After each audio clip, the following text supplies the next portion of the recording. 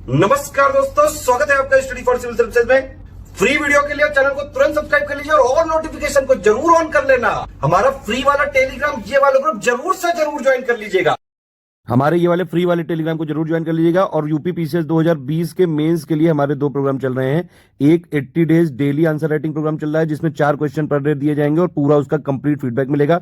और दूसरा जो है ऑफिशियल टेस्ट सीरीज होगी जिसमें 12 फुल लेंथ जीएस के पेपर दिए जाएंगे, उसके फुल लेंथ आंसर दिए जाएंगे और कंप्लीट जो है पूरी चेकिंग होगी। 20-20 क्वेश्चन होंगे हर पेपर में, ठीक है। जैसे ऑफिशियल पेपर आता है वैसे ही होगा और कंप्लीट चेकिंग होगी, कंप्लीट मॉडल आंसर मिलेगा। ज्यादा जानकारी के लिए इन नंबर पर कॉल कर सकते हैं 9696066089 8562880530। Hello everyone, my name is Saurabh Singh. Welcome to this new initiative. यहाँ हम यूपी पीसीएस जीएस मेंस के सिलेबस को क्वेश्चन आंसर फॉर्मेट में कंप्लीट करेंगे। इससे पहले हमारे 8 वीडियोस ऑलरेडी अपलोड हो चुके हैं। इनको देखने के लिए आप प्लेलिस्ट को फॉलो कर सकते हैं जो यूपी पीसीएस जीएस मेंस के सिलेबस के लिए बनाई गई है। क्वेश्चन आंसर फॉर्मेट की एक प्लेलिस्ट है, आप उसको ज़रूर देखिए। आगे बढ़ने से पहले मैं आपको बता दूँ कि study for civil services Bihar PCS, UP PCS mains और अदर स्टेट पीसीएस के लिए जो प्रोग्राम चला रहा है उनकी जानकारी के लिए आप इन नंबर्स पे कॉल कर सकते हो और हमारे फ्री टेलीग्राम चैनल्स को हमारी नोटिफिकेशंस के लिए ज़रूर ज्वाइन कीजिए। हर रोज़ की तरह पहले हम क्वेश्चंस का एक ओवरव्यू लेंगे, उसके बाद हर क्वेश्चन को डिटेल में डिस्कस करेंगे। पहला क्वेश्चन है GS1 ज्योग्राफी से। ये क्वेश्चन डिजास्टर मैनेजमेंट में भी आ सकता है लेकिन ये अलग तरीके से पूछेगा। यहाँ पर ज्योग्राफी का क्वेश्चन इसलिए आपसे ये पूछ रहा है कि लैंडस्लाइड क्या होते हैं, how do they occur, draw comparative analysis between landslide proneness of Himalayas and Western Ghat. मतलब ये हैं क्या और वेस्टर्न घाट्स और हिमालयाज में कितनी अकरेंस हो सकती है और क्या डिफरेंसेस हैं, इसको लेकर के आपको क्वेश्चन करना है लैंडस्लाइड के रिस्पेक्ट में। सेकेंड क्वेश्चन है लीडर ऑफ अपोजिशन, विपक्ष का नेता। ये क्या है, ये पोस्ट कैसे बनाई गई हैं, इसकी क्या इंपॉर्टेंस है, ये क्वेश्चन पूछ रहा है आपसे, ठीक है। आपको हाईलाइट करना है कि एक लोकतंत्र में इसके क्या महत्व है इस पोस्ट के। थर्ड क्वेश्चन है कॉर्पोरेट सोशल रिस्पॉन्सिबिलिटी के बारे में, CSR के बारे में आपको बात करनी है। इसका रैशनल क्या है, इसके पीछे इसको लाने का तर्क क्या है, ठीक है, ये बात करनी है आपको। क्वेश्चन नंबर 4 है एथिक्स का,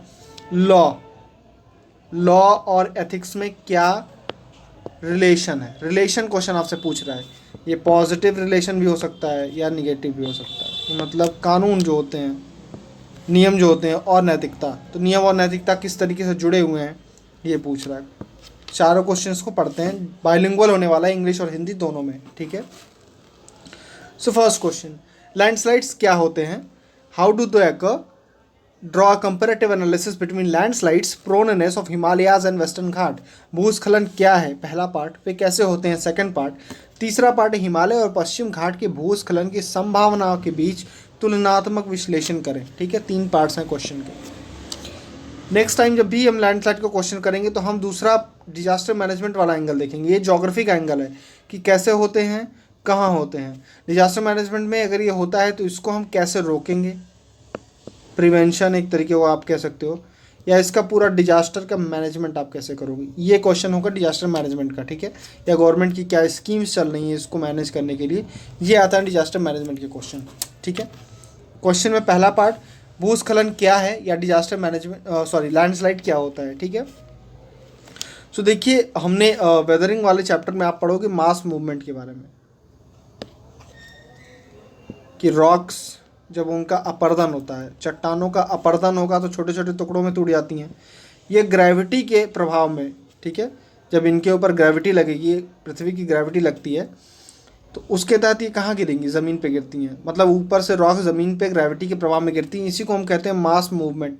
अब ये मास मूवमेंट कई तरीके का होता है, अलग अलग स्पीड के अकॉर्डिंग, अलग अलग इनकी जो दर होती है, अलग अलग रेट के हिसाब से इनको अलग अलग नाम दिया गया है। जैसे क्रीप नाम दिया गया है, एकदम रेंग करके जो चीज़ें गिर रही हैं, ठीक है, ऐसे करके अलग अलग नाम दिए गए हैं। One of them is landslide, यह है एक लैंडस्लाइड, ठीक है। ये आपको समझ में आ गया कि वेदरिंग होगी, अपरदन होगा, अपरदन के बाद वो चीज़ों ज़मीन पे गिरेंगी, कैसे गिरेंगी, ग्रेविटी के प्रभाव में गिरेंगी। जब वो ग्रेविटी के प्रभाव में गिरती हैं तो अलग अलग रेट के अकॉर्डिंग उनका नाम रखा गया है। उसी में से एक है लैंडस्लाइड। लैंडस्लाइड आपको पता होगा, आपने इसके वीडियोज़ फोटोज़ देखे होंगे कि बहुत बड़े स्तर का है लैंडस्लाइड जो होता है, तो इसको आप कहोगे लार्ज स्केल, ठीक है, पहली चीज़। दूसरा, आपको क्या फैक्ट पता है, ग्रेविटी, ठीक है, ये हम डेफिनेशन बना रहे हैं। पहला फैक्ट आपको पता है लार्ज स्केल, दूसरा ग्रेविटी, तीसरा आपको क्या पता है कि मास मूवमेंट एक तरीके का। इन 3 चीज़ से आप क्या बना लोगे, एक डिफिनीशन, इंट्रोडक्शन। देखिए कैसे मैंने लिखा है, landslide are the mass movement of rock debris or earth down a slope under the influence of gravity. पहला पॉइंट मास मूवमेंट है, कहाँ है इनका, रॉक का मूवमेंट है, और कैसे, under the influence of gravity. इन 3 चीज़ को मिला के हमने क्या बना दी, एक डिफिनीशन। हिंदी में भी यही चीज़ है, गुरुत्वाकर्षण के प्रभाव में एक ढलान से चट्टान या मलबे का बड़े पैमाने पर, लार्ज स्केल मैंने बताया था, बड़े पैमाने पर गिरना भूस्खलन कहलाता है।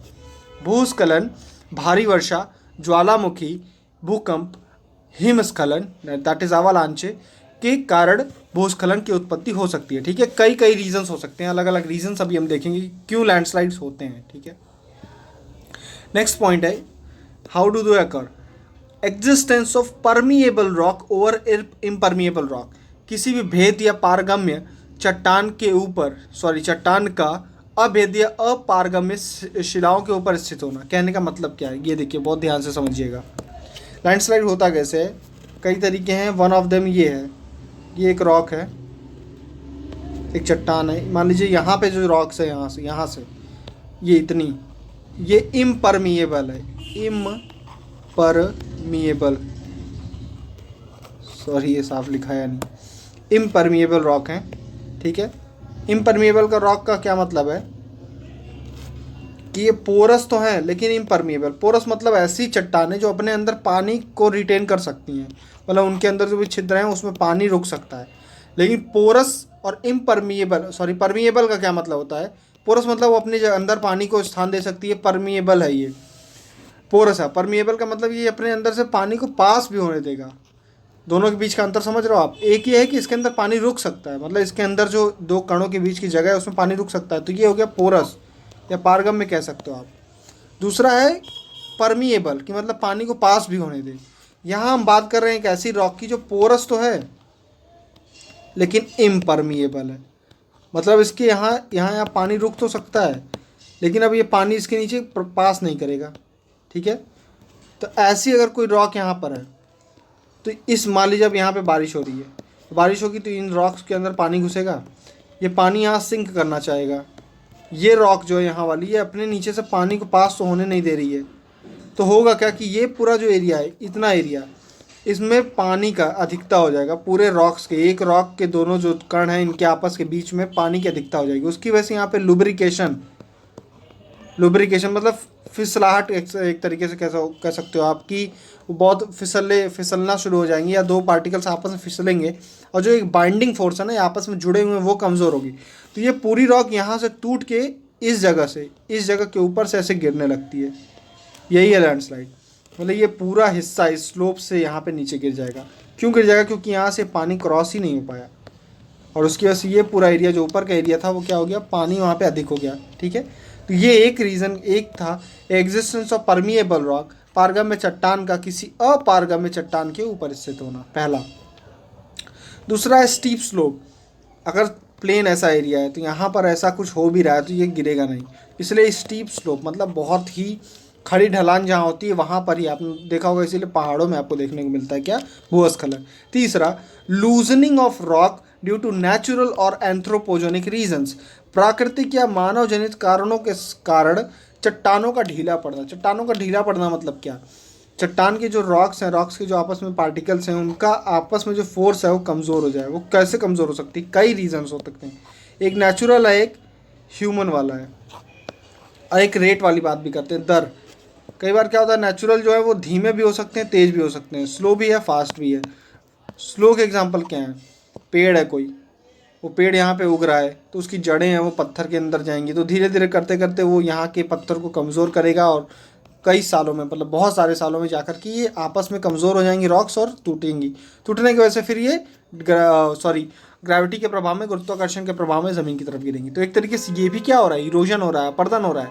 लेकिन यहाँ पर क्या हो रहा है, फास्ट में क्या हो सकता है, अगर अर्थक्वेक आ गया, वॉल्केनो आ गया, तो ये जाहिर सी बात है कि ये तुरंत के तुरंत उस रॉक को कमज़ोर कर सकते हैं और वहाँ पर ग्रेविटी के प्रभाव में फिर से वो रॉक ज़मीन पे गिरेंगी, नीचे गिरेंगी, तो लैंडस्लाइड वहाँ भी होगा। हमने पढ़ा नेचुरल रीजन से कैसे कैसे हो सकता है, आगे और डिटेल में पढ़ेंगे, और ह्यूमन रीजन से कैसे हो सकता है आगे पढ़ेंगे। लेकिन इवेंचुअली हो क्या रहा है, हो यही रहा है कि रॉक्स जो हैं वो चट्टानें में ढीली पड़ जा रही हैं, उनकी आपस में पकड़ कमज़ोर हो रही है और उसके बाद वो ग्रेविटी के प्रभाव में पानी बरसेगा, ग्रेविटी के प्रभाव में नीचे गिरेंगी। तो हमने डेफिनेशन पढ़ ली, डेफिनेशन में 3 कंपोनेंट पढ़े हैं, उन 3 कंपोनेंट के साथ आप याद कर लीजिए इस डेफिनेशन को, ठीक है। 3 हिस्सों में इसको पढ़ा गया है। आगे रीज़न हमने पढ़ा भाई, नेचुरल भी हो सकता है, ह्यूमन भी हो सकता है। इस तरह कोई भी डिजास्टर को आप ऐसे बांट के लिखेंगे तो आप ज़्यादा पॉइंट्स आप बना सकते हो, नेचुरल और ह्यूमन, ठीक है।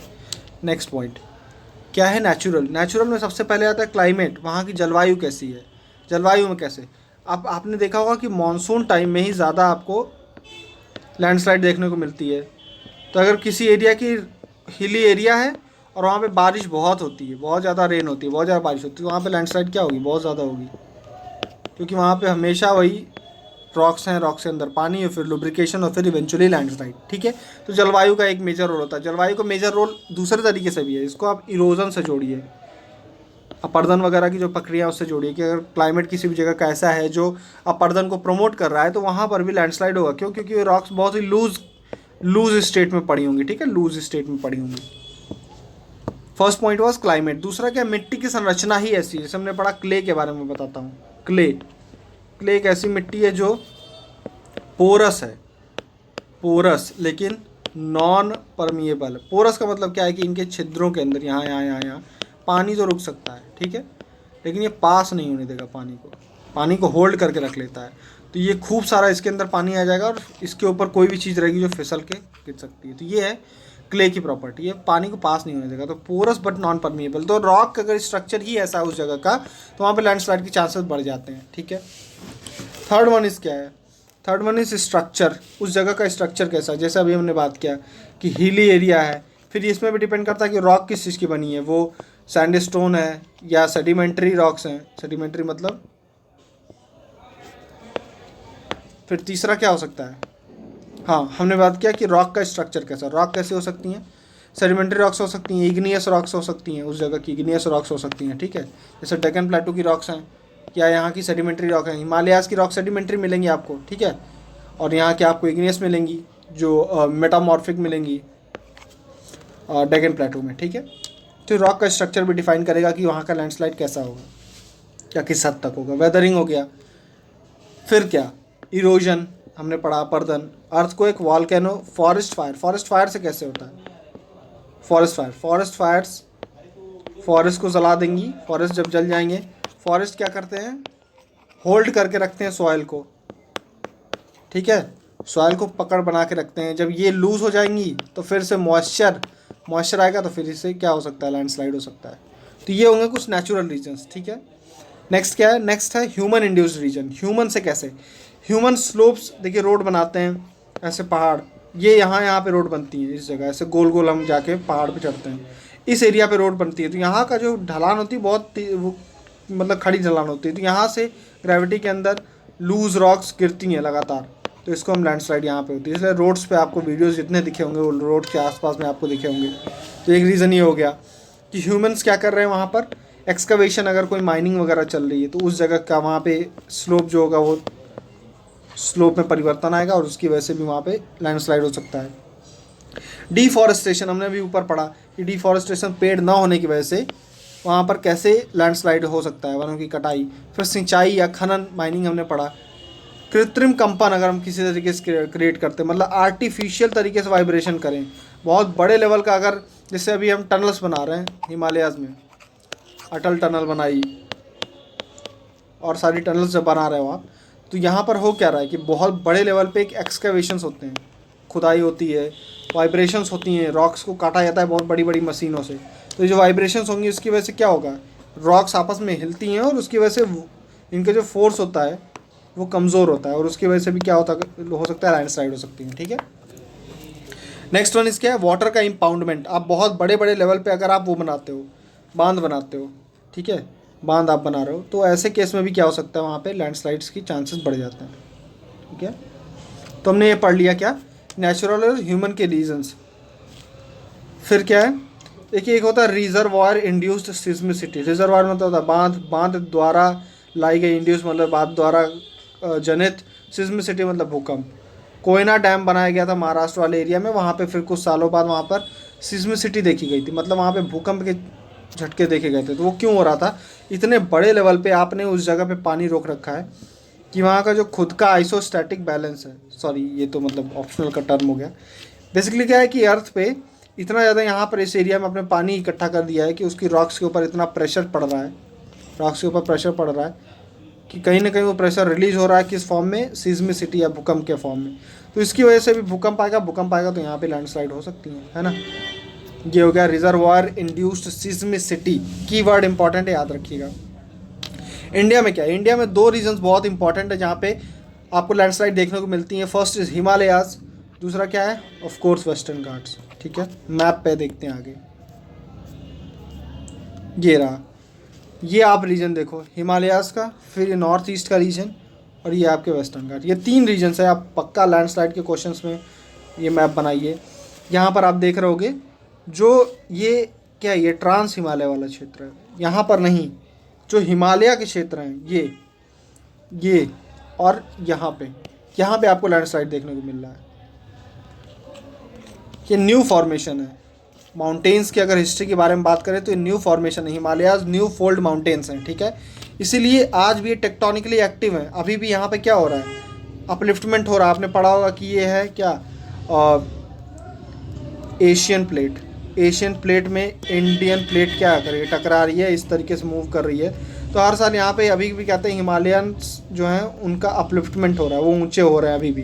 तो ऐसे केस में यहाँ पे अभी भी ये टेक्टोनिकली एक्टिव है, मतलब यहाँ पे अभी भी टेक्टोनिक फोर्सेस एक्टिव हैं, उसकी वजह से यहाँ अर्थक्वेक आता है। अर्थक्वेक आएगा तो ये स्लोप जो है यहाँ पर लैंडस्लाइड होगा। ठीक है,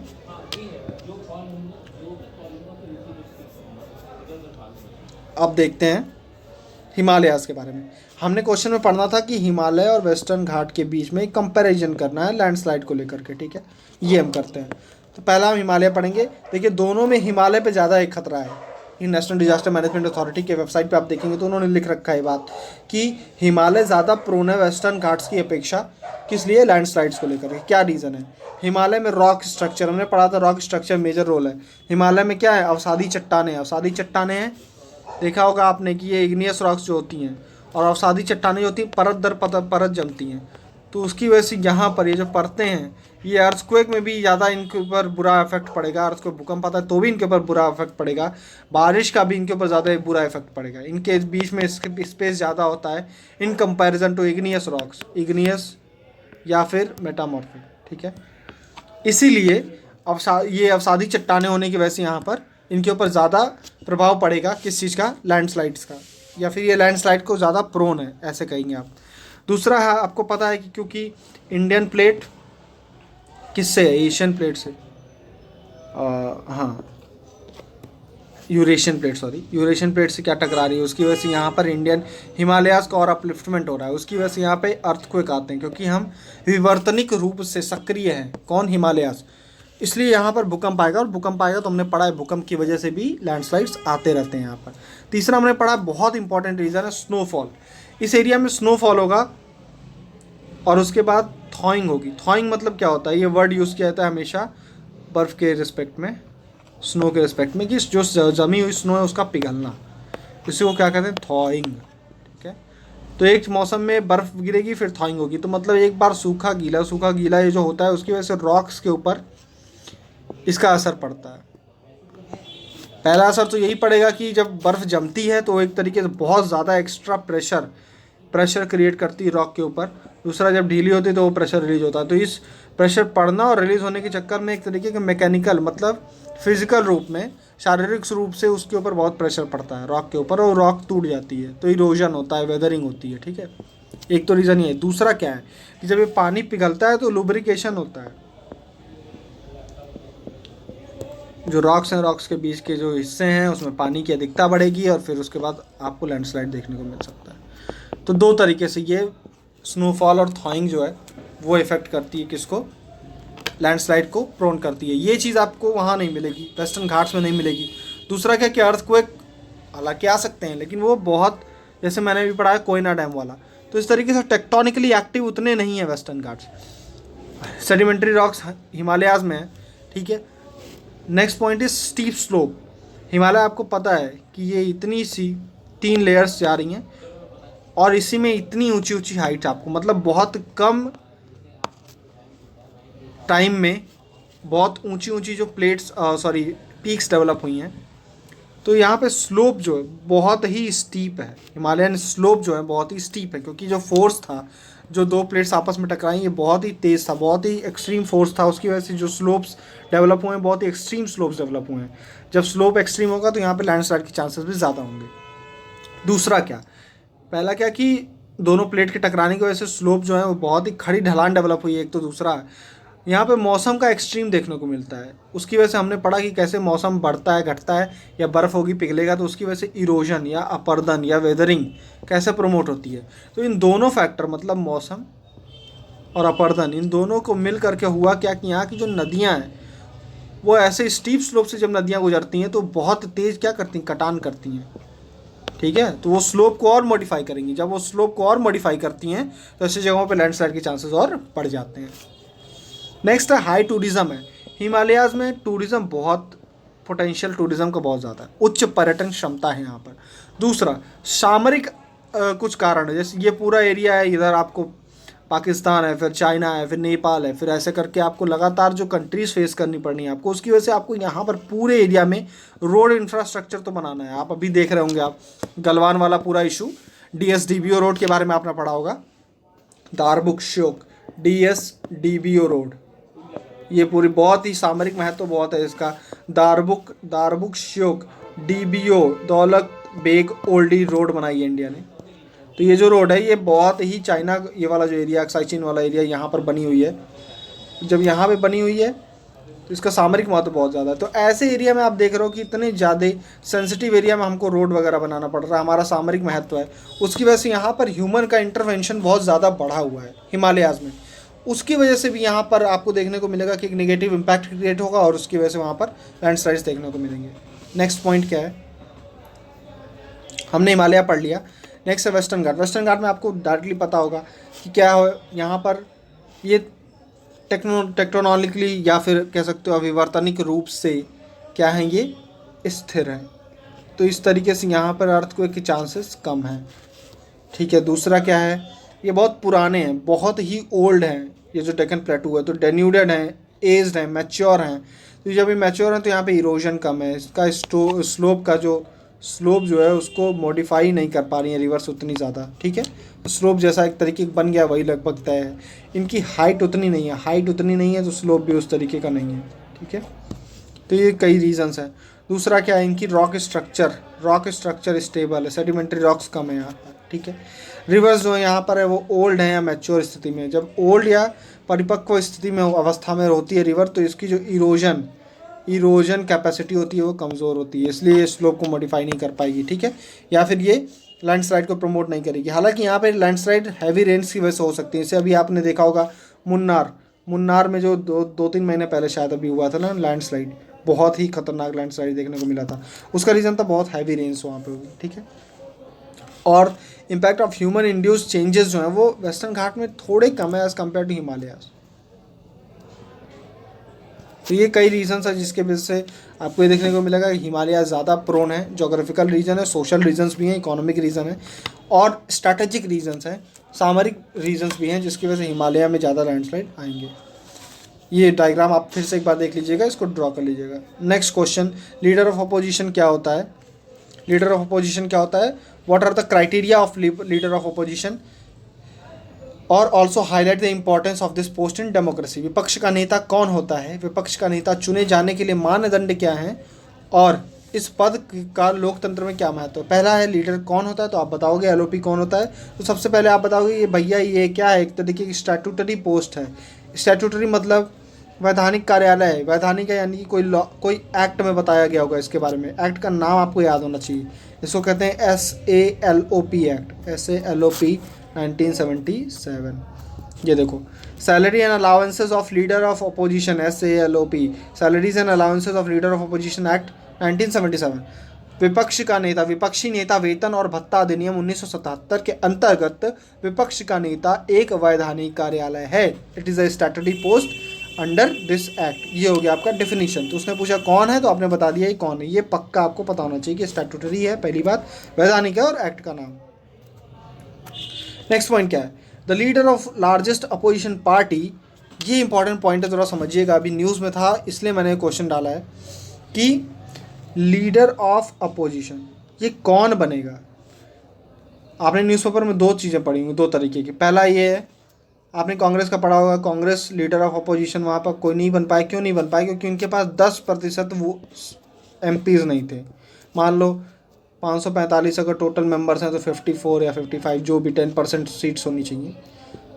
एक्चुअली कहीं कहीं लिखा होता है कि 10% विपक्ष का नेता चुने जाने के लिए जो विपक्षी पार्टी है, सबसे बड़ी विपक्षी पार्टी है, सबसे बड़ा जो आपका लीडर अपोजिशन पार्टी है, उसके पास मिनिमम 10% मेंबर्स होने चाहिए। किसके? टोटल मेंबरशिप के, उस हाउस के। फिर से सुनिएगा, लीडर ऑफ अपोजिशन चुनने के लिए जो अपोजिशन पार्टी है उसके पास कम से कम 10% मेंबर्स ऑफ पार्लियामेंट MPs होने चाहिए। किसके 10%? Total membership of house. मतलब अगर 545 मेंबर्स हैं टोटल मेंबरशिप, तो उसका 10% 54 टाइप इनके पास होने ही चाहिए, अपोजिशन पार्टी के पास होने चाहिए। तभी इस पार्टी में से किसी को हम लीडर ऑफ अपोजिशन चुनेंगे। ये हमको देखने को मिलता है। लेकिन इस एक्ट के अंदर ये बात नहीं कही गई। जब जीवी मावलांकर जी स्पीकर थे तो उन्होंने रूल्स ऑफ हाउस जो होते हैं ना, संसद के जो नियम होते हैं, सदन के जो नियम होते हैं, उसके अंदर इसकी बात की गई है। जो एक्ट बना 1977 का, उसके अंदर लीडर ऑफ अपोजिशन के लिए जो भी क्राइटेरिया रखे गए ना, जो भी उनके लिए शर्तें रखी गई हैं, उसमें ये 10% वाला नियम लागू नहीं होता। उसमें तब आपने दिमाग में सोचोगे आप कि भाई फिर लीडर ऑफ अपोजिशन बनेगा कौन? तो लीडर ऑफ अपोजिशन बनने के लिए सिर्फ और सिर्फ एक्ट के तहत सिर्फ और सिर्फ एक बात कही गई है कि जो भी लार्जेस्ट, ध्यान से सुनिएगा, लार्जेस्ट अपोजिशन पार्टी है उसी का जो लीडर होगा वही क्या बनेगा? Leader of opposition. मतलब उसके पास 10% सीट हो या ना हो, इससे मतलब नहीं है। एक्ट के हिसाब से, इस 1977 के एक्ट के हिसाब से जो भी लार्जेस्ट पार्टी है, कोई ना कोई तो पार्टी होगी ना जिसके पास कुछ भी मेंबर्स होंगे। मान लो बीजेपी अभी पावर में है, उसके पास कितनी भी सीट्स हों, लेकिन एक पार्टी तो अपोजिशन में है, उस अपोजिशन पार्टी के पास कितनी भी सीट हो, 10% की शर्त यहाँ लागू नहीं है।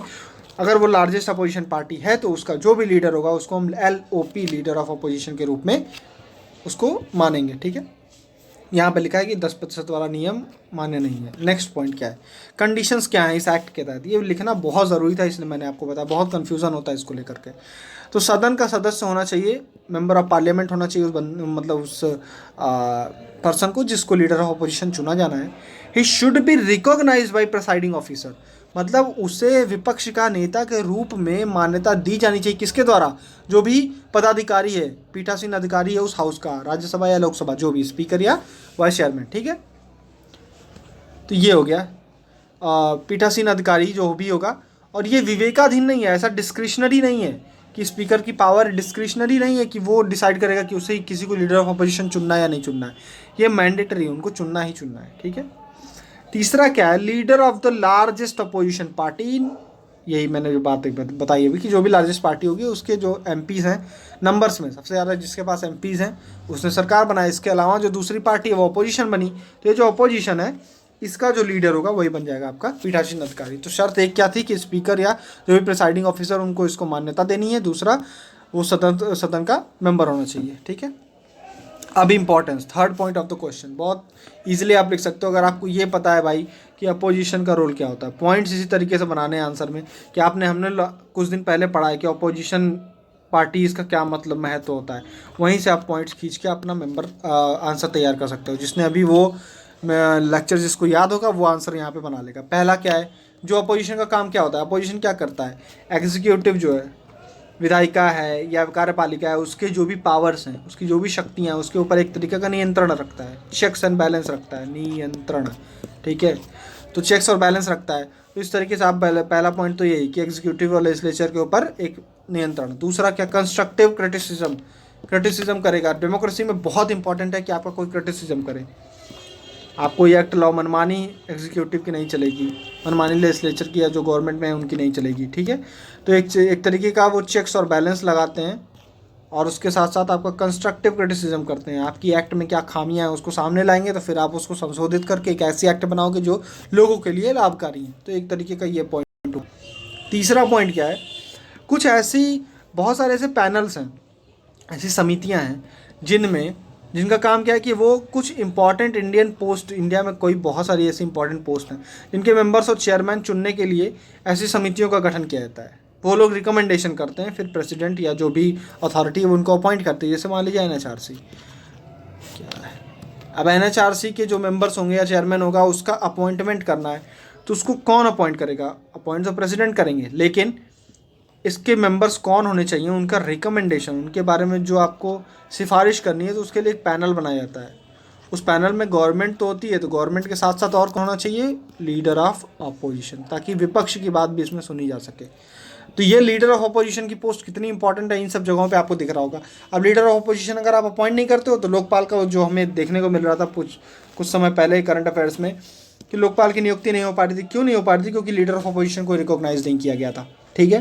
तो ये एक इंपॉर्टेंट यहाँ पर देखने को मिल रहा है। दूसरा क्या है, ऑल्टरनेटिव गवर्नमेंट ये लोग फॉर्म कर सकते हैं। जैसे ही मान लीजिए अगर जो गवर्नमेंट है अभी वो नो कॉन्फिडेंस मोशन पास हो जाता है उसके खिलाफ, या उसका जो संसद में अविश्वास प्रस्ताव पारित हो जाता है, तो ऐसे केस में लीडर ऑफ अपोजिशन जो है वो और दलों को मिला करके एक गवर्नमेंट बनाने का क्या प्रस्ताव रख सकते हैं प्रेसिडेंट या गवर्नर जी के सामने। तो एक तरीके का ये है कि इंस्टेबिलिटी डेमोक्रेसी में नहीं आने देते हैं। जैसे ही अगर एक गवर्नमेंट बाय द वे गिरती है, तो तुरंत एक न्यू गवर्नमेंट बनाने के लिए तैयार हैं। लीडर ऑफ अपोजिशन ये है कि एक तरीके का ऑर्गेनाइजेशन वहाँ पहले से तैयार होता है। Leader of opposition prime minister बन सकता है, ठीक है। तो ये एक इनफॉर्मल एक तरीके की सेटिंग है। दूसरा क्या है, गवर्नमेंट कैन इंगेज, बहुत इंपॉर्टेंट पॉइंट है, government can engage with leader of opposition to corner support on international issues of national interest. कई बार ऐसा होता है, देखिए आप नेशनल लेवल पे सेंटर में जो गवर्नमेंट है और फिर अपोजिशन पार्टी, वो आपस में बहुत ज़्यादा इनमें विरोध रहता है। मतलब आपस में किसी भी चीज़ों पे यूजुअली ये लोग एक साथ आपको नहीं दिखते हैं, एक दूसरे का विरोध कर रहे होते हैं, क्योंकि इनका एग्जिस्टेंस इसी पे डिपेंड करता है। लेकिन कई बार नेशनल इंटरेस्ट की अगर बात आती है, तो आपको नेशनल इंटरेस्ट के लिए ग्लोबल लेवल पे एक साथ खड़ा होना पड़ता है। यानी कि इंडिया की सारी पार्टीज एक साथ मिलकर अगर एक स्वर में कोई बात कहें, तो ऐसे केसेस में लीडर ऑफ अपोजिशन आप किससे अगर मान लो आप गवर्नमेंट में हो, तो आप किसके साथ इंगेज करेंगे उस सपोर्ट को खींचने के लिए? सपोर्ट की बात किससे करेंगे? सबसे नहीं कर सकते ना। तो अगर एक अपोजिशन का लीडर होगा, तो आप उससे डायरेक्टली डील करेंगे, उससे बात करेंगे, उसको अपनी बात समझाएंगे। तो एक तरीके से ऐसा अगर कोई एक्सीजेंसी आता है, ऐसा कोई इमरजेंसी आती है, ऐसी सिचुएशन आती है, तो वहाँ पर लीडर ऑफ अपोजिशन का रोल उभर के आता है कि कैसे वो नेशनल इंटरेस्ट के लिए सारी पार्टीज़ जो हैं वो अपने मायोपिक इंटरेस्ट को छोड़ करके एक साथ आती हैं, ठीक है। तो यहाँ पर ऐसा हुआ था, कब 1994 की बात है। United nation human rights council है, उसमें पाकिस्तान एक रिजोल्यूशन, एक प्रस्ताव पारित करना चाहता है, जिसमें वो क्या कर रहा है, उसमें वो जम्मू कश्मीर में ह्यूमन राइट्स के वायलेशन के लिए, ह्यूमन राइट्स का वायलेशन कर रहा है इंडिया, ऐसा करके एक रिजोल्यूशन पास कराना चाह रहा है, ठीक है। और उसमें ये बताता है कि कैसे डेमोक्रेसी नहीं है जम्मू कश्मीर में, वहाँ के कोई भी लीडर्स जो हैं वो गवर्नमेंट ऑफ इंडिया और वहाँ के लीडर्स में कोई बातचीत नहीं है, मतलब उनको पूरा एक्सक्लूजन किया गया है, उनका डेमोक्रेसी, इंडियन डेमोक्रेसी में उनका पार्टिसिपेशन नहीं है, ये सब बातें हो रही थी, ठीक है। तो ऐसे केसेस में PV Narasimha Rao prime minister, उन्होंने एक पैनल बनाया,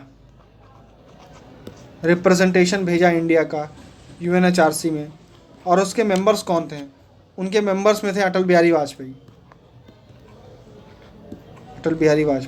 ये लीडर ऑफ अपोजिशन थे उस समय।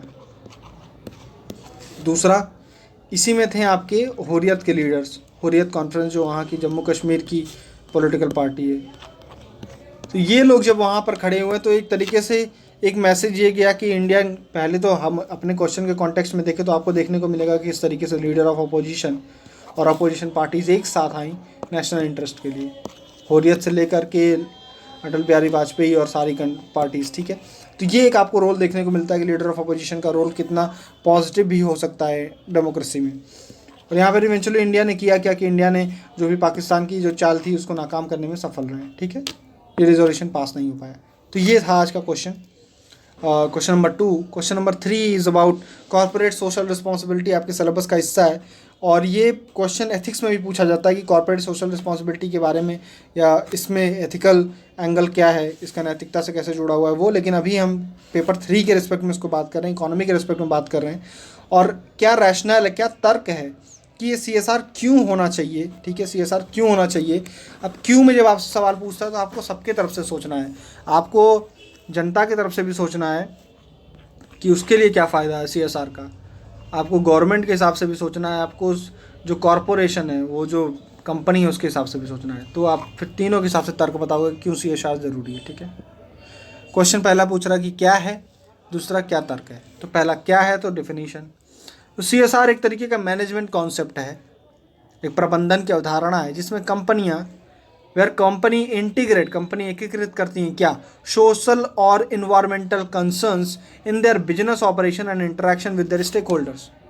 ठीक है, फिर से एक कंपनी होती है, उसके कई सारे स्टेक होल्डर होते हैं। ठीक है, हितधारक स्टेक होल्डर, जैसे एक तो उसका डायरेक्ट कंज्यूमर होगा, एक लार्जर सोसाइटी होगी, एक उसके इन्वेस्टर्स होंगे जिसने उसमें इन्वेस्ट किया है। ठीक है, एक इन्वायरमेंट होगा। तो ये क्या है, स्टेक होल्डर हैं। जिस स्टेक होल्डर्स वो लोग होते हैं जिनके ऊपर किसी भी कंपनी है या गवर्नमेंट है, जैसे गवर्नमेंट के स्टेक होल्डर वो हैं जिनका गवर्नमेंट के किसी भी डिसीजन से जिनके ऊपर जो भी पॉजिटिव नेगेटिव प्रभाव पड़ रहा है वो उसके स्टेक होल्डर हुए हैं। वैसे ही कंपनी के स्टेक होल्डर वो हैं जिनके ऊपर भी उस कंपनी का पॉजिटिव नेगेटिव जो भी प्रभाव पड़ रहा है। तो अगर कोई कंपनी अपने हितधारकों, अपने स्टेक होल्डर्स के सोशल, इकोनॉमिक, इन्वायरमेंटल इंटरेस्ट, इन सब को एक साथ इंटीग्रेट करने की जो भी पहल की है उसको CSR कहते हैं। फिर से डेफिनेशन पढ़िए, समझ में आ जाएगा कि यहाँ पर कंपनियाँ सिर्फ अपने इकोनॉमिक इंटरेस्ट के चक्कर में नहीं हैं, उनको सिर्फ अपना आर्थिक लाभ नहीं चाहिए, वो टोटल जो समाज है ना, समाज की सोशल इन्वायरमेंटल कंसर्न्स जो हैं, उसके समाज और के सोशल और इन्वायरमेंटल जो भी इश्यूज़ हैं उसको भी अपने इकोनॉमिक प्लान के अंदर इंटीग्रेट करके अगर देखें तो इसको CSR कहते हैं। मतलब एक तरीके से कंपनीज़ को ये समझना चाहिए या समझती हैं वो इस अप्रोच के तहत कि वो सोसाइटी से कुछ ले रही हैं। ऐसा एक डायग्राम आप बना सकते हो CSR में कि इधर कंपनी बनाओ, इधर सोसाइटी बनाओ, इधर कंपनी से ऐसा ये प्रोडक्ट जा रहा है, प्रोडक्ट इधर लिख दो, प्रोडक्ट लिख दो, ये मनी भेज दो आप, ये मनी जा रहा है। तो ये मनी हमसे ले रही हैं सोसाइटी से, और क्या ले रही है, रिसोर्स ले रही है, रिसोर्स बना दीजिए, इधर से पैसे आ रहे हैं, प्रोडक्ट आ रहे हैं, सॉरी। तो एक तरीके से क्या है कि आप कहीं ना कहीं रिस्पॉन्सिबल हो इस सोसाइटी के प्रति भी, क्योंकि आपकी जो प्रॉफिट है, आपने हमसे रिसोर्स भी लिया, हमसे प्रॉफिट भी लिया, हमसे आइडियाज़ लिए, ठीक है, हमारी ट्रेडिशनल नॉलेज को यूज किया, इन सब के बाद आपने एक प्रोडक्ट डिज़ाइन किया, तो आपकी रिस्पॉन्सिबिलिटी भी बनती है सोसाइटी के प्रति। यही है CSR का टोटल कॉन्सेप्ट कि आप अपने इकोनॉमिक प्लान के अंदर सोशल और इन्वायरमेंटल कंसर्न्स को भी जोड़िए। ठीक है, अब भारत में कैसे क्या होता है, भारत में 2013 की कंपनीज एक्ट है, कंपनीज एक्ट 2013, कंपनीज अधिनियम 2013, उसके तहत इसको सुनिश्चित कहता है कि कंपनी CSR को फॉलो करें। CSR क्या, तीसरा फैक्ट ये कि क्लॉज 135 इसी एक्ट का 135वां सेक्शन जो है ना वो डील करता है किस चीज़ से, CSR के बारे में बातचीत करता है वो। एक फैक्ट है, याद रखेंगे। अच्छा, नेक्स्ट पॉइंट क्या है, कौन है, कौन सी कंपनी जिनको CSR फॉलो करना है। क्या छोटी छोटी स्टार्टअप कंपनी को भी फॉलो करना है या हर कंपनी को फॉलो करना है, नहीं। कुछ 3 शर्तें हैं, देखिए। 1000 करोड़ या उससे अधिक का वार्षिक कारोबार, आपका एनुअल टर्नओवर, ये प्रॉफिट की बात नहीं है, टर्नओवर अगर आपका 1000 करोड़ से अधिक है। दूसरा, या फिर आपका 500 करोड़ का आपका जो कंपनी है उसकी टोटल वैल्यू की बात हो रही है, उसका जो निवल मूल्य है, यहाँ पे लिखा है निवल महत्व मूल्य, वो जो है वो कितना है, 500 करोड़ है। दूसरा, या तीसरा क्या है, 5 करोड़ रुपए का प्रॉफिट, नेट प्रॉफिट आपको जो हो रहा है वो 5 करोड़ रुपए हो रहा है। 3 चीज़, 1000 करोड़ का टर्नओवर हो या 500 करोड़ की नेट वैल्यू हो आपकी कंपनी की, या 5 करोड़ रुपए का प्रॉफिट हो रहा है, तो आपको अपने पिछले 3 साल का जो प्रॉफिट है, अपने पिछले 3 सालों की जो प्रॉफिट है, जो उसका एवरेज प्रॉफिट हो रहा है, अपने पिछले 3 सालों में जो एवरेज प्रॉफिट हो रहा है आपका, उसका 2% आपको खर्च करना है किस पे, CSR पे। पूरा प्रॉफिट नहीं खर्च करना है, पिछले 3 सालों में हर साल कुछ प्रॉफिट आप कमा रहे हो, उस हर साल का प्रॉफिट का आप एवरेज लो, उस एवरेज का जो 2% आ रहा है वो आपको क्या खर्च करना है, किस में, CSR में, कॉर्पोरेट सोशल रिस्पॉन्सिबिलिटी के तहत खर्च करना है। 3 शर्तें थी और 2% किसका, 3 साल के एवरेज प्रॉफिट का। ठीक है, अब भाई करना किस चीज़ में है, तो गवर्नमेंट ने बता दिया शेड्यूल 7 है, शेड्यूल 7 अनुसूची 7 के तहत, इसी एक्ट के 7 अनुसूची के तहत उन्होंने बताया कि इन गतिविधियों में आप खर्चा कर सकते हो। क्या? Eradicating extreme hunger and poverty, hunger और पावर्टी को हटाने के लिए अगर आप कुछ काम करना चाह रहे हो।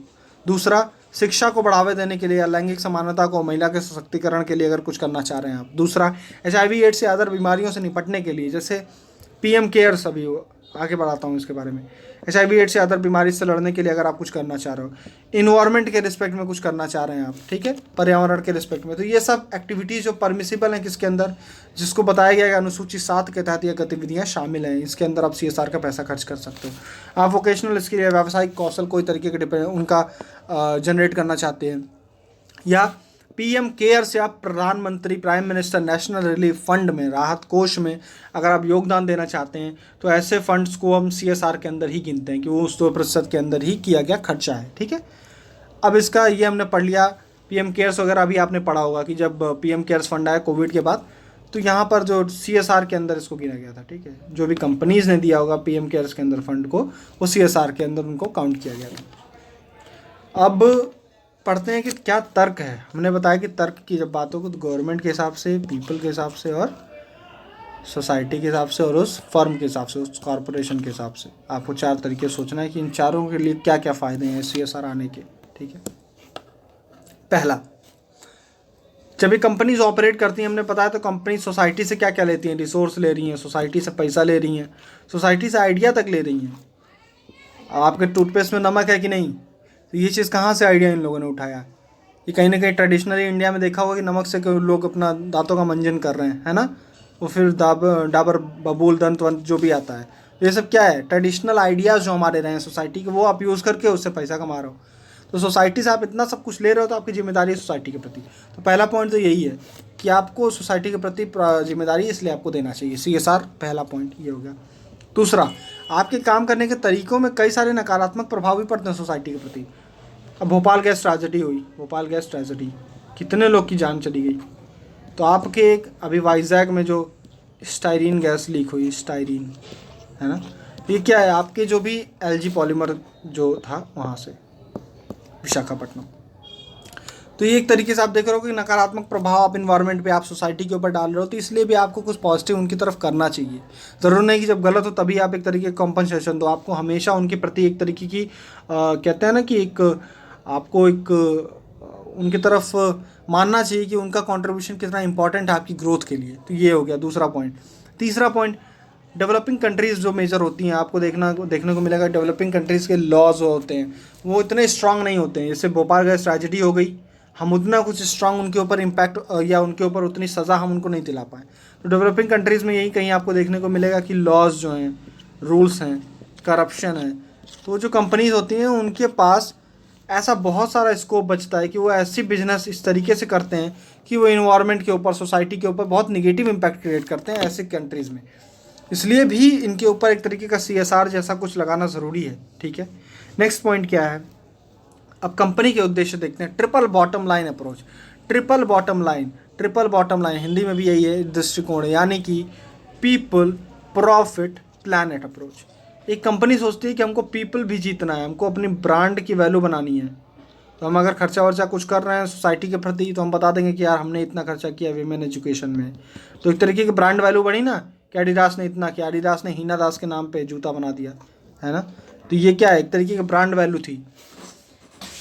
फिर क्या है, तो पहला हमने पढ़ लिया पीपल। दूसरा प्रॉफिट, प्रॉफिट तो हमको जनरेट करना ही है, हमारा जो भी एक्शन होना चाहिए उसमें प्रॉफिट भी होना चाहिए। पीपल मतलब लोग भी जुड़े, और प्लैनेट मतलब इन्वायरमेंटल, पारिस्थितिकी तंत्र को नुकसान भी कम से कम हो। ये कोई भी कंपनी आज की डेट में अप्रोच रखती है, इसलिए भी CSR इंपॉर्टेंट हो जाता है। CSR के थ्रू ही ये ट्रिपल बॉटम लाइन अप्रोच जो है वो फॉलो कर सकती है कोई कंपनी, ठीक।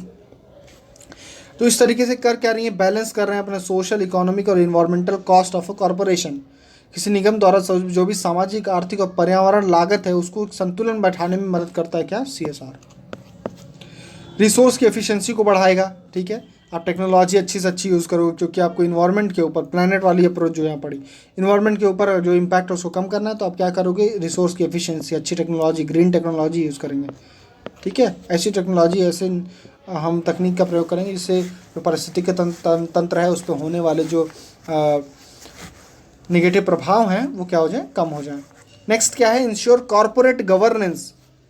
कॉरपोरेट गवर्नेंस इससे सुधरेगा। कैसे सुधरेगा? आपको एक प्लान बनाना पड़ेगा कि हमको CSR फॉलो करना है, विमेन एम्पावरमेंट करना है। तो विमेन एम्पावरमेंट करना है तो हो सकता है आप कहोगे कि जो हमारा बोर्ड ऑफ डायरेक्टर है उसमें एक विमेन भी होनी चाहिए ताकि वो ऐसा प्लान बना सके। तो इस तरीके से आप क्या करोगे, कॉरपोरेट जो है वो गवर्नेंस को अपने सुधारेगा। कॉरपोरेट गवर्नेंस अगर सुधरेगी तो एक और फ़ायदा होगा, जो भी इन्वेस्टर्स हैं जिन्होंने इन्वेस्ट किया है उसमें उनके पैसों का मतलब सुरक्षित होंगे, है ना। और बिजनेस की जो एथिक्स है, नैतिकता है, जो व्यावसायिक नैतिकता है वो सुनिश्चित होगी। नेक्स्ट पॉइंट क्या है, creating shared value. CSR shared value generate करता है। शेयर्ड वैल्यू मतलब क्या होता है, आप अपनी इकोनॉमिक वैल्यू तो जनरेट करो, जो कंपनी है काम कर रही है इकोनॉमिक वैल्यू मतलब प्रॉफिट जनरेट करेगी, लेकिन सोशल वैल्यू भी क्रिएट करना। सोशल मतलब आपको समाज के लिए कुछ मूल्यों का वर्धन करना है, मतलब सिर्फ अपनी प्रॉफिट नहीं, समाज में भी कुछ पॉजिटिविटी आपको भेजनी है। जैसे अब एडिडास ने क्या किया, एडिडास ने मोहम्मद यूनुस जो है, मोहम्मद यूनुस बांग्लादेश के नोबेल विजेता, इनके साथ मिलकर के, उनका ग्रामीण बैंक है, उनके साथ मिलकर के बांग्लादेश में बहुत ही सस्ते मूल्यों वाले जूतों का निर्माण शुरू किया। उससे हुआ क्या कि उसकी जूतों की अफोर्डेबिलिटी बढ़ गई उनके लिए भी जो बहुत गरीब रहे। तो उनके लिए क्या हुआ, यहाँ पर इनकी ब्रांड की वैल्यू तो बढ़ी कि एडिडास ने ऐसा कुछ काम किया, और उसके साथ साथ क्या हुआ, लोगों को डिजीज़ फ्री भी हो गए, रोग मुक्त हो गए, कई सारे रोगों से छुटकारा मिला होगा अगर जूते पहनेंगे, साफ़ सफाई रखेंगे, है ना।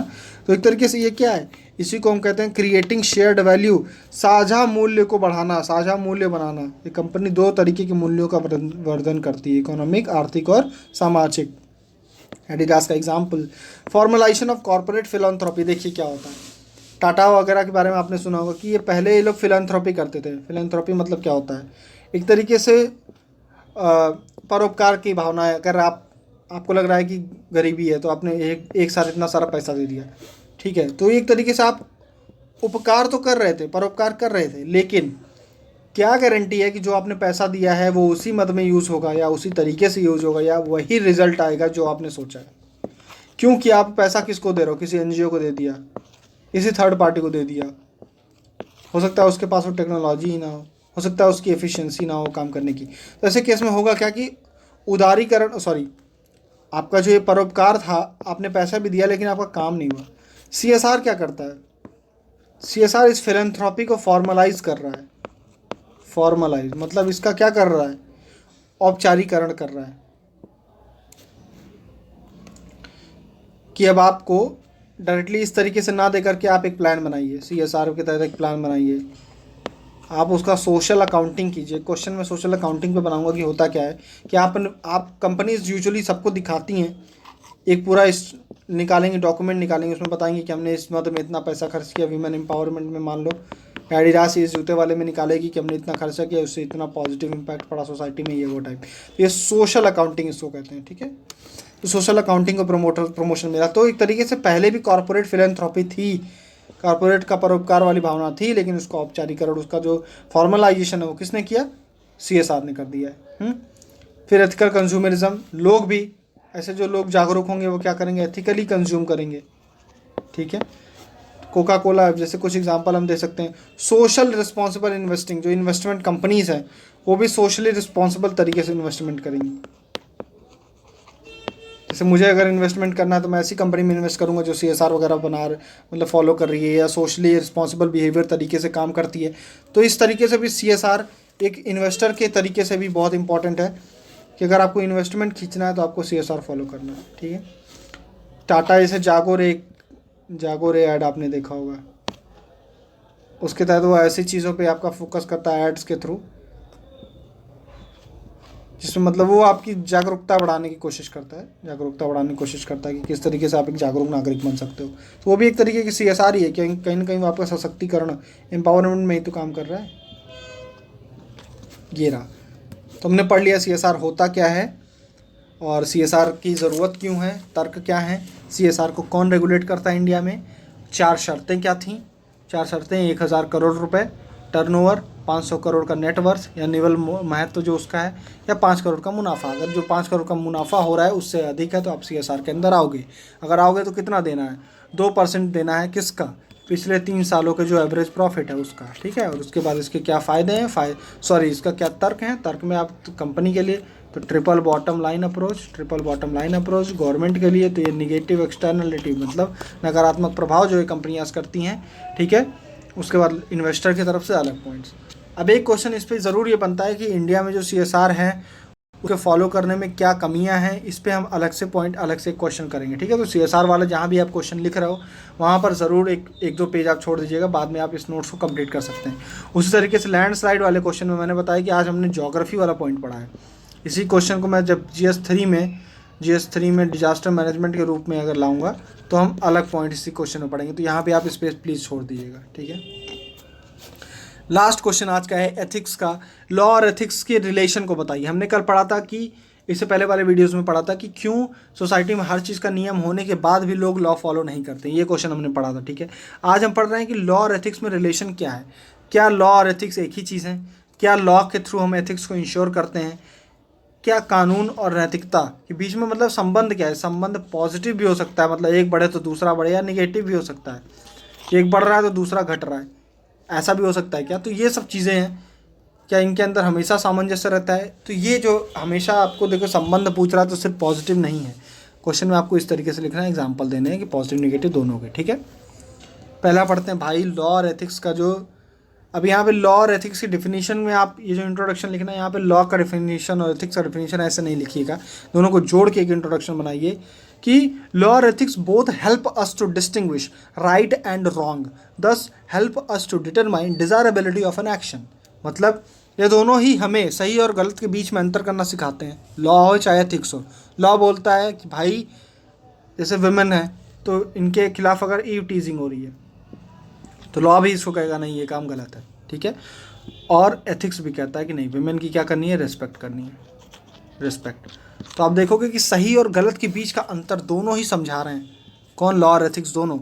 और ये दोनों ही हमें किसी भी कार्य की वांछनीयता, मतलब वो कार्य कितना वांछनीय है, ये डिसाइड करने में मदद करते हैं, उसकी डिजायरेबिलिटी ऑफ एन एक्शन। ये हो गया क्या, दोनों को आपने जोड़ के एक इंट्रोडक्शन लिख दिया। शुरुआत तो ऐसे ही करना है, बाद में आप इसको फिर पन्ने दर पन्ने खोलो कि बताओ कि भाई इन दोनों में समानता भी हो सकती है, एक साथ भी आ सकते हैं, अलग अलग भी जा सकते हैं। ये क्वेश्चन के अलग पार्ट्स हैं, शुरुआत तो हमने ऐसे करनी है, ठीक है। अब लॉ और एथिक्स दोनों ही किस पे बेस्ड होते हैं? मूल्यों पे आधारित होते हैं, वैल्यूज़ पे। जो सोसाइटी में कुछ मूल्य होते हैं उसके आधार पे वहाँ पे लॉ भी बनते हैं, और वैसे ही कुछ एथिक्स भी होते हैं सोसाइटी, हर सोसाइटी के, ठीक है। जैसे इंडिया में कास्ट सिस्टम है और उसके तहत जो दिक्कतें हैं, तो उसकी वजह से यहाँ पे अनटचेबिलिटी के लिए एक लॉ है 1955 का, सिविल याद नहीं आ रहा है मुझे, अनटचेबिलिटी लॉ पहले कहते थे, अभी उसका कुछ सिविल करके ऐसा नाम है कुछ, ठीक है। तो ये क्या है कि अनटचेबिलिटी इंडिया में एग्जिस्ट करती, तो इंडिया में ऐसे मूल्य थे जाति प्रथा के नाम पे जो लोगों के बीच में भेदभाव करते थे। तो इस मूल्य को, ऐसे जो वैल्यूज़ थे, सोसाइटी के वैल्यूज़ थे, इसी के बेसिस पे लॉ बनते हैं। इसीलिए सोसाइटी में एथिक्स ने क्या बोला कि ऐसे अनटचेबिलिटी नहीं होनी चाहिए, और इसी के लिए लॉ आया 1955 का सिविल राइट्स एक्ट शायद है, और वो कहता है क्या कि ऐसे अनटचेबिलिटी को हटाना है हमें, ठीक है। तो आप ये देख रहे हो कि मूल्यों के आधार पे ही लॉ, कानून और नैतिकता दोनों मूल्य पे ही आधारित होते हैं, वो जो समाज के मूल्य होते हैं उस पर बनते हैं, ठीक है। थर्ड पॉइंट क्या है? Most of the time laws are used as a tool, to establish ethics. हमेशा क्या होता है, ज़्यादातर समय यही होता है, अधिकांश टाइम यही होगा कि कानून को नैतिकता स्थापित करने के एक उपकरण के तरीके से यूज़ किया था। जैसे नैतिकता इंडिया में क्या बोला कि अनटचेबिलिटी ख़त्म करो, ये नैतिकता ही तो हुई कि अनटचेबिलिटी, छुआछूत नहीं होना चाहिए, तो ये एथिक्स है। इसको लाने के लिए एक उपकरण, एक टूल का यूज़ किया गया। वो टूल क्या था? 1955 का एक्ट, अनटचेबिलिटी के खिलाफ जो एक्ट है, फंडामेंटल राइट्स हैं, ये क्या है आपका? तो आप देख रहे हो कि एथिक्स और लॉ कैसे जुड़े हुए हैं, इतने जुड़े हुए हैं कि एक को, एथिक्स को इन्फोर्स करने के लिए लॉ का यूज़ किया जा रहा है, ठीक है। दोनों का सोर्स भी वैल्यूज़ हो सकते हैं, हालांकि सोर्स अलग भी हैं, अभी दिखाता हूँ कैसे। अब यहाँ पर एथिक्स और लॉ के बीच में डिफरेंस किया गया है। एथिक्स और लॉ में क्या अंतर है? पहला, राइट और रॉन्ग की समझ ये भी देता है, सही और गलत का अंतर कौन समझाता है? एथिक्स भी है, राइट और रॉन्ग का ये भी बताता है, लेकिन ये सोसाइटी की तरफ से बता रहा है। सोसाइटी किसको सही या गलत मानती है? ये है एथिक्स। लॉ किसको सही या गलत मानता है? ये क्या है? लीगल पॉइंट से अगर आप बात करोगे तो ये लॉ है, और सोसाइटी की तरफ से अगर बात करोगे तो क्या है, वो एथिक्स है। जैसे झूठ बोलना। अब झूठ बोलना समाज में है कि झूठ बोलना, लोग कहते हैं कि भाई हमको ऑनेस्ट रहना चाहिए, झूठ नहीं बोलना चाहिए, झूठ बोलना गलत बात है, ठीक है। लेकिन ये लॉ तब बन जाएगा अगर इसको मैं लॉ बना दूं। जैसे कोर्ट में है, कोर्ट में आपने वो भगवत गीता वगैरह पे कसम खा के उसके बाद फिर से झूठ बोल दिया तो आपके ऊपर क्या लगेगा, आपको सजा होगी। यहाँ पर क्या हो रहा है, क्योंकि लॉ बनाया कि लॉ है कि कोर्ट के अंदर तो झूठ नहीं बोलना है, तो यहाँ पे एथिक्स है कि इन जनरल हमें झूठ नहीं बोलना चाहिए, लेकिन लॉ क्या कहता है कि यहाँ पर पनिशेबल भी है ये चीज़, ठीक है। तो झूठ बोलना अगर मैं इसको पेनलाइज कर दूँ तो ये क्या बनेगा, एक लॉ बन गया। दूसरा पॉइंट क्या है, तो आपको ये देखने को मिला कि दोनों सही या गलत की डिफिनेशन बता रहे हैं, लेकिन एक पनिशेबल भी हो सकता है, एक पनिशेबल नहीं है। दूसरा क्या यहीं से समझने को मिला है कि एक एथिक्स की बात सोसाइटी के परस्पेक्टिव से करता है, और दूसरा क्या लीगल पॉइंट ऑफ व्यू से करता है।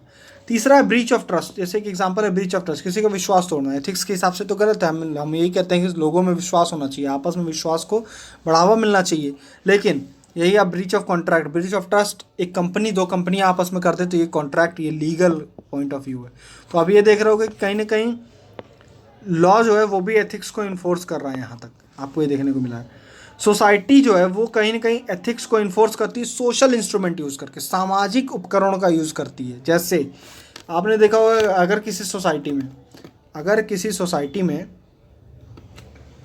इंटरकास्ट मैरिज उसको गलत माना जाता है, तो आपने देखा होगा हुक्का पानी बंद कर देते हैं लोग, हुक्का पानी बंद। कुछ खाप पंचायतें होंगी, खाप पंचायत बैठेगी, हुक्का पानी बंद हो गया, गांव से निकाल दिया गया इन लोग को, ऐसे परिवार को, ऐसे घर वालों को, ऐसे घर को।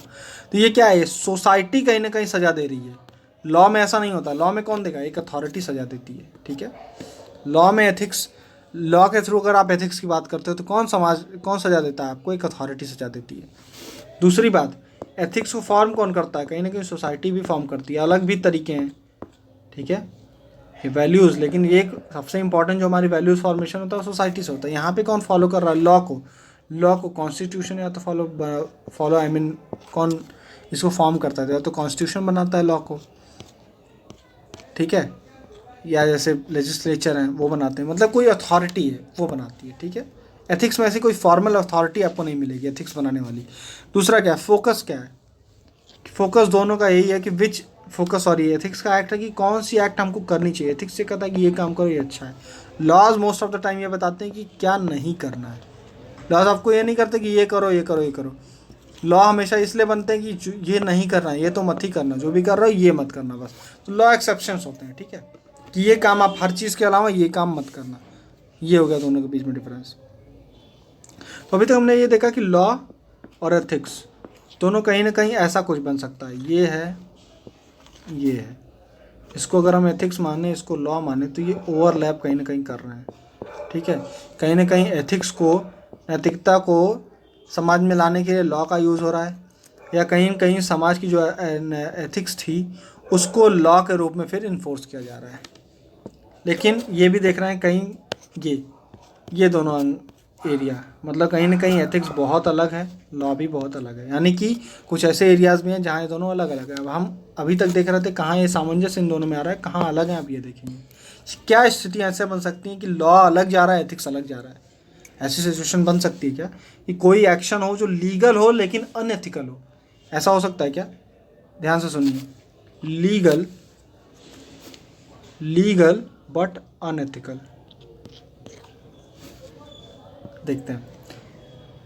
पहला पॉइंट, सोसाइटी बहुत डायनेमिक होती है, सोसाइटी में हमेशा चेंजेस हो रहे हैं। अगर लॉ, किसी भी सोसाइटी का जो लॉ है वो समय के साथ, सोसाइटी में हो रहे चेंजेस के साथ चेंज ना हो, उसके साथ परिवर्तित ना हो, सोसाइटी में जो परिवर्तन हो रहा है उसके साथ साथ इसका परिवर्तन ना हो, तो ऐसे केस में लॉ और एथिक्स में आपको एक क्या देखने को मिलेगा, एक टसल देखने को मिलेगी, एक तरीके का कॉन्फ्लिक्ट देखने को मिलेगा। जैसे सोसाइटी चेंज हुई, लिव इन रिलेशनशिप शुरू हो गए, LGBTQ, लेस्बियन, गे, बाइसेक्सुअल, ट्रांसजेंडर्स, इनके जो राइट्स हैं, इनके जो अधिकार हैं, उनके बारे में लोगों ने लड़ना शुरू किया, उसके अधिकारों के बारे में मतलब बात करना शुरू किया। तो सोसाइटी तो चेंज हो रही थी ग्लोबलाइजेशन की वजह से या किसी भी कारणों की वजह से, लेकिन लॉ हमारे इंडिया में क्या कर रहा था, सेक्शन 377 जो होमोसेक्सुअलिटी को क्या कहता है गलत है। तो लॉ जो था वो सोसाइटी में हो रहे चेंज को, एथिक्स को सोसाइटी इसको एक्सेप्ट कर चुकी है, तो इस सोशल चेंजेस को एक्सेप्ट नहीं कर रहा था। तो यहाँ पे आपको दोनों के बीच में क्या देखने को मिल रहा है, एक कॉन्फ्लिक्ट देखने को मिल रहा है। तो इस चीज़ में आप देखेंगे कि लॉ और एथिक्स के बीच में आपको एक तरीके का असामंजस्य देखने को मिलेगा। ऐसे केसेस में सोसाइटी तो आगे बढ़ गई, सोसाइटी के मूल्यों में चेंजेस हो गए, लेकिन लॉ अभी उस चीज़ के साथ चेंज नहीं हुआ। पहला पॉइंट ये हुआ। LGBTQ 377, लिव इन रिलेशनशिप, ऐसे कई सारे, ट्रिपल तलाक, है ना। सोसाइटी मान रही है कि ट्रिपल तलाक बहुत गलत है, लेकिन उसके लिए कोई लॉ नहीं है अभी तक, लॉ उसको गलत नहीं मानता है। तो ये एक चीज़ आपको देखने को मिल रही है अलग, ठीक है। दूसरा पॉइंट क्या है कि law aimed at fulfilling narrow interest. कोई ऐसा लॉ है जो बहुत ही संकीर्ण विचारधारा के थ्रू बनाया गया है। जैसे आपने देखा होगा wild life protection act 1972, wild life protection act 1972 है। उसके अंदर एक प्रोविजन है कलिंग ऑफ एनिमल्स, कि अब कुछ जानवरों की, जैसे कुछ जानवरों की जो अगर ह्यूमन इंटरेस्ट के खिलाफ जा रहा है, कुछ जानवर ऐसे हैं जो हमारी फसल ख़राब कर दे रहे हैं या हमें बहुत ज़्यादा नुकसान पहुंचा रहे हैं, तो उनकी आप मारने के लिए आप छूट दे देते हो, कलिंग। ओबीस एक्ट के तहत, जिसका नाम ही है वाइल्ड लाइफ प्रोटेक्शन एक्ट, संरक्षण अधिनियम, तो आप उस संरक्षण अधिनियम के तहत उनको मारने का लाइसेंस दे रहे हो। तो ये क्या एथिकल है? तो ये एक्ट लीगल तो है कि अब आप उस जानवर को मारोगे तो आपके ऊपर कोई पनिशमेंट नहीं है, लीगल तो है, बट अनएथिकल है। क्यों? क्योंकि क्या उस जानवर की वैल्यू नहीं है? ह्यूमन की लाइफ और एनिमल की लाइफ क्या बराबर है, या बराबर क्यों नहीं है? तो ये एथिक्स इस बारे में बात करेगा कि आप किस बेसिस पे जस्टिफाई करते हो कि उस जानवर की जान आपसे कम है, उसकी वैल्यू आपसे कम है। तो एथिक्स और लॉ के बीच में यहाँ भी आपको कॉन्फ्लिक्ट देखने को मिलेगा कि कोई ऐसा लॉ जो है जो किसी एक पर्टिकुलर ग्रुप का इंटरेस्ट फुलफिल करना चाह रहा है। ये इस एग्जांपल के अलावा और भी आप एग्जांपल लिख सकते हैं। प्लीज़ कमेंट सेक्शन में कोई एक बताना आप लोग कि कहाँ पर लॉ जो है वो कोई संकीर्ण या नैरो इंटरेस्ट फुलफिल करने के लिए बनाया गया, उसकी वजह से वो एथिक्स के कॉन्फ्लिक्ट में आ रहा है। तो ये हमने पढ़ा कि कैसे, हमने आज का पढ़ा कि लॉ और एथिक्स में क्या रिलेशन था। रिलेशन हमने कहीं कहीं पढ़ा पॉजिटिव, कि यहाँ दोनों एक साथ आ रहे हैं कि लॉ एथिक्स को इम्प्लीमेंट करने का एक टूल है, एक तरीके का उपकरण है लॉ, और कहीं कहीं निगेटिव है कि कहीं लॉ वर्सेस एथिक्स आ गया, लॉ बनाम एथिक्स आ गया, कि दोनों अलग अलग डायरेक्शन में जा रहे हैं। तो ये रहा आज का क्वेश्चन, ठीक है। फिर thank you so much, next video में मिलते हैं।